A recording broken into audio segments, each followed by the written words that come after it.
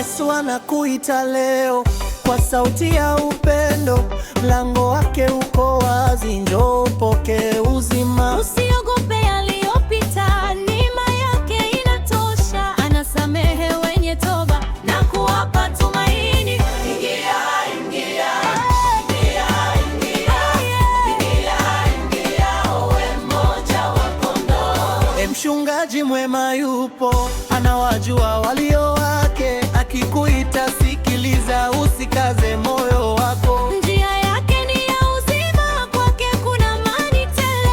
Hakutupi wala kukata, na kupokea kwa furaha. Ingia, ingia, ingia, ingia, ingia, ingia, uwe mmoja wa kondoo.